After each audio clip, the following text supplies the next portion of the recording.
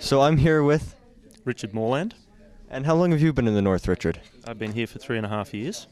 Oh, that's great. What brought you north? Well, I was offered a job to work at the Arcady diamond mine, and I'd always wanted to work in Canada.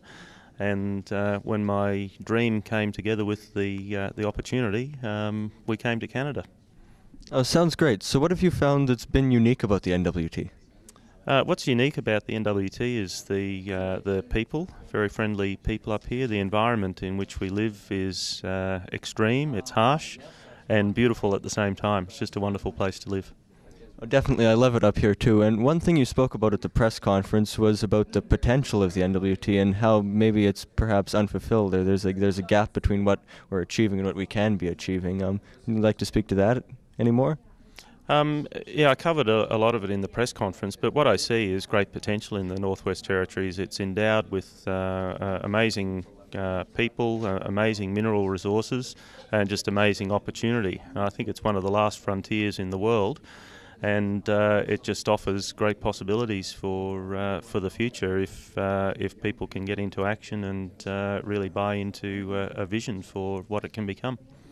And the conversation seems a great way to do this. Like this seems like a starting point for maybe a bunch of other smaller conversations in the communities, or maybe a broader, more overarching conversation later on.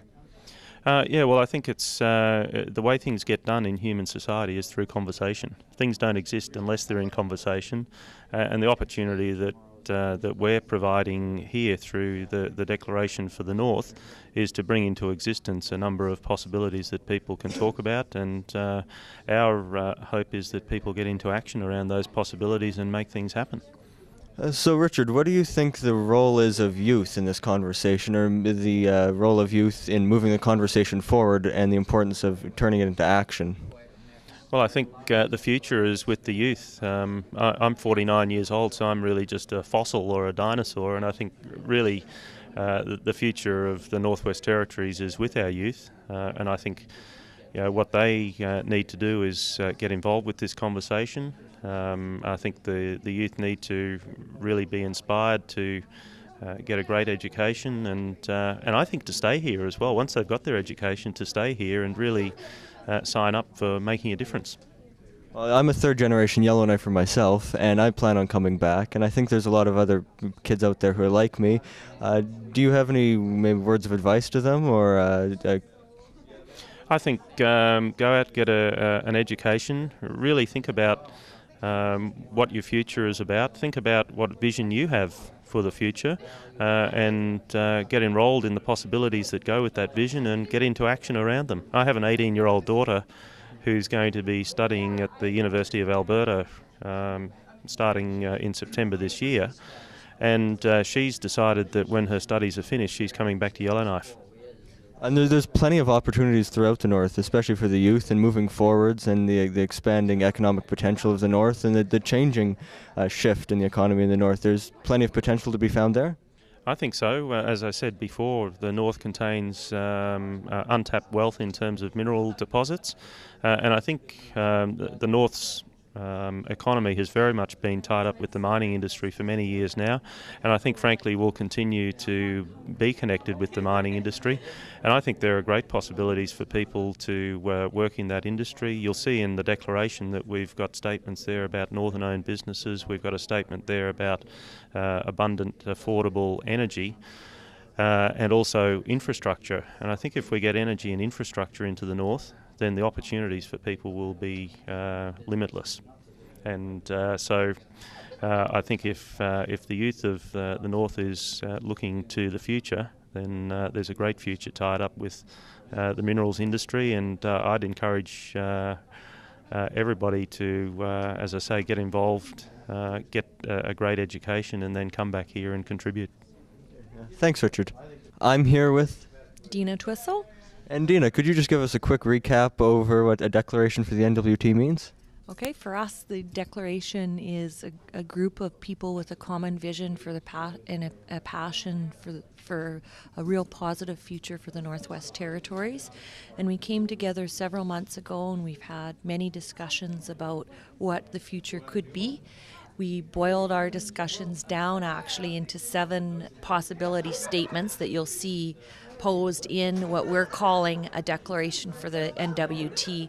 And it's also a means to encourage others to have those conversations with their peer groups and form declarations of their own, or get behind these possibility statements if they're interested in them, and if that's what they see as a future for the North.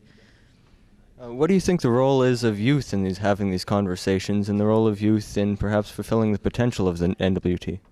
We see the future is the youth, and we were encouraged this week to learn that a youth forum up in Tuktoyaktuk of about 14 youth from across the Beaufort Delta communities have actually held meetings and talked about their future.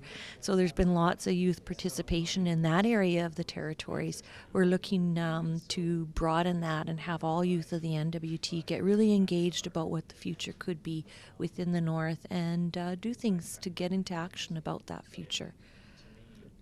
So you see this sort of as a grassroots spread of the declaration and as a way of encouraging more of these conversations? Absolutely. We hope that it will go and stretch far beyond this group that you met with today, and that it will carry on for many years into the future.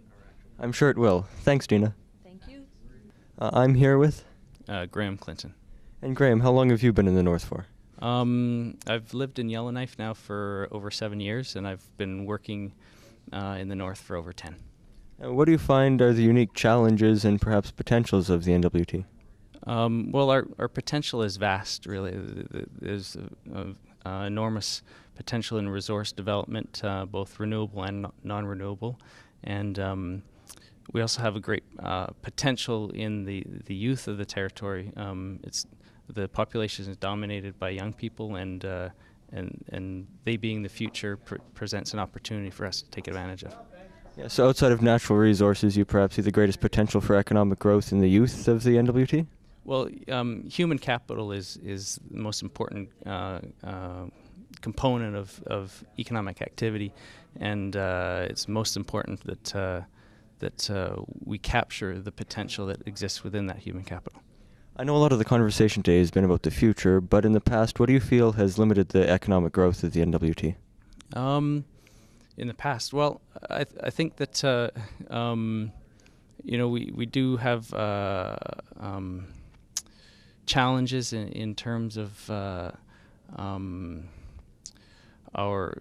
we have some social issues that need to be addressed. There's issues of economic diversification that need to be looked at more seriously, and really I think that we've been held back by a lack of action towards a more progressive future. And do you see this conversation helping to create sort of more of an overarching goal or view for the future, and perhaps combating that lack of planning in the past? Well, certainly. I mean, I think what we have here is a declaration of possibilities. There's 7 possibilities for the North, and we hope that they inspire people to look at themselves or where they work or how they do things to change and to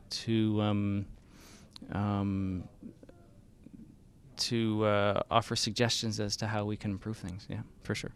Do you have any special message perhaps to the youth of the North, or in their role in the moving forward in this conversation? Well, I'd say that this declaration is more focused on the youth than anyone else, because